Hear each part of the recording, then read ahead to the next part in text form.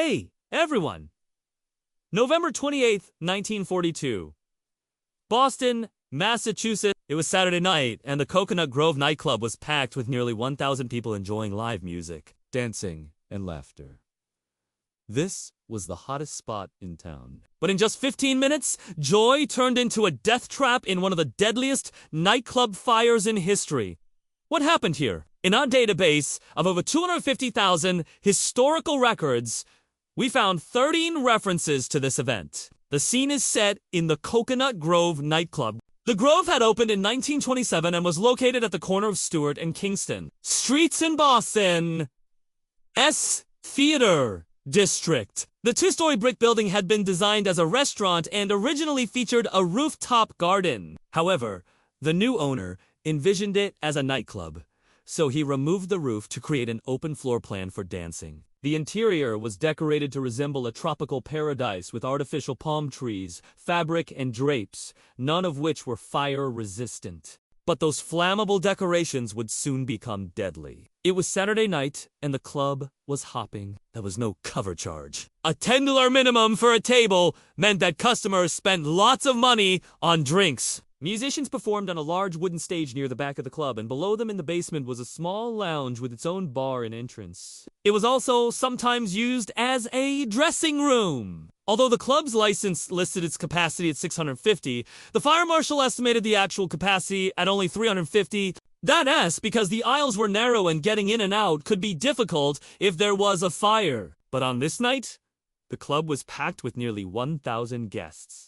Many were servicemen from nearby military bases. The crowd was mostly unaware that a small flame had started in the basement lounge. The exact cause of the fire is unknown, but faulty wiring has been suggested as a possible explanation. Maybe a cigarette, or a match-ignited curtains, or furniture in the basement. Or maybe someone left a lit candle, or a carelessly tossed cigarette but on a pile of trash.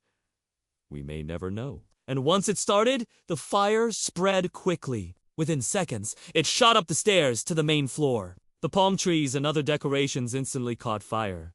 People screamed and ran for the exits. One patron remembered thinking, "I'm not going to run. I'll just walk right out of here." But within seconds, the entire ceiling was a sheet of fire and thick black smoke. At 10:15 p.m., the first alarm sounded. For the next 15 minutes, the club went from crowded dance floor to inferno to tomb. On this night, hundreds of people died inside the Cocoanut Grove.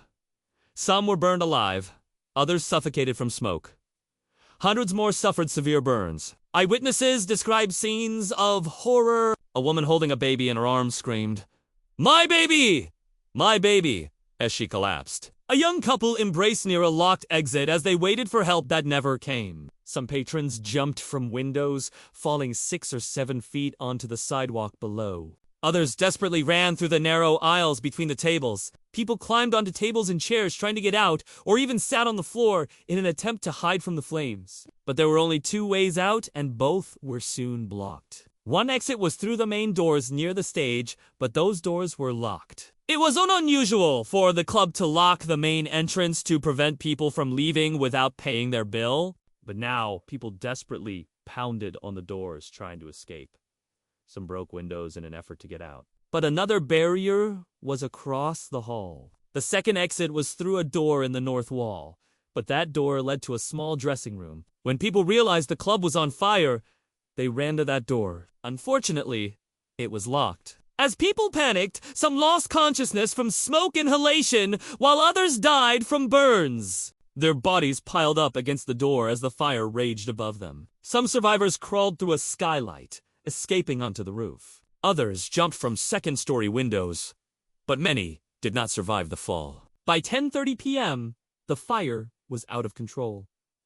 The club was a blazing inferno. With no other choice, firefighters opened a hole in the roof and dropped hoses down to try to extinguish the fire from above. But strong winds fanned the flames and made the blaze difficult to fight. It took almost 2 hours for firefighters to bring the fire under control. By then, the nightclub was a smoldering ruin. What made this tragedy so horrible was that it didn't have to happen. The Cocoanut Grove had several features that made it a virtual death trap.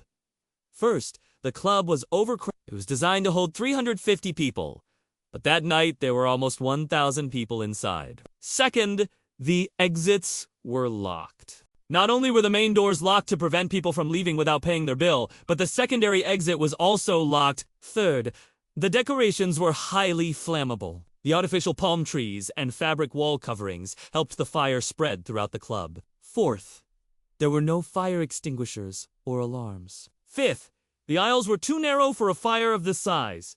People couldn't evacuate quickly. And sixth, the fire department lacked proper equipment to fight a fire of this magnitude. But perhaps most shocking was that the tragedy could have been much worse. Fire officials estimate that up to 1,500 people could have been inside the club. Let's take a moment to remember the victims who died at the Cocoanut Grove.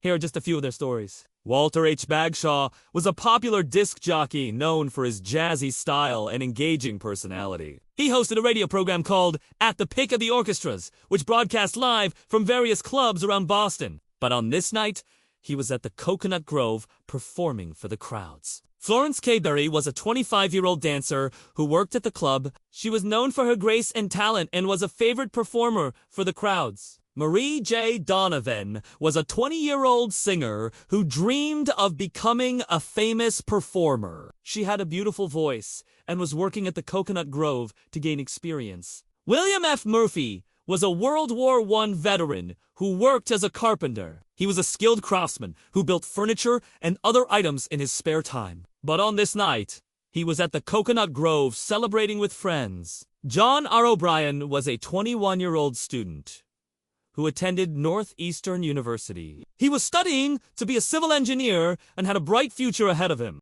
As news of the Cocoanut Grove fire spread, people around the country were shocked and saddened. At the time, the U.S. was involved in World War II, and people were already dealing with the threat of war. The last thing they expected was to lose hundreds of loved ones in a nightclub fire. President Franklin D. Roosevelt declared a day of mourning for the victims of the Cocoanut Grove in the aftermath of the tragedy. Changes were made to prevent another disaster like the Cocoanut Grove Fire.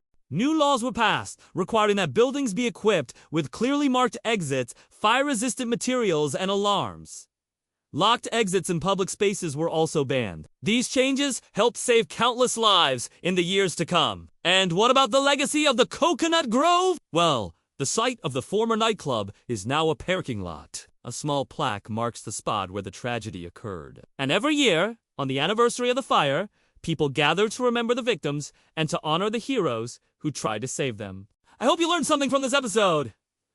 I sure did. It is amazing to me that such a horrific tragedy could have been prevented with just a few simple changes. The Cocoanut Grove wasn't destroyed by bombs or war. It was destroyed by negligence. In just 15 minutes, a nightclub became a tomb, and nearly 500 lives were lost to flames that should never have spread. Thanks for watching. Remember to subscribe and join us next time for another exciting episode. Thanks. Bye.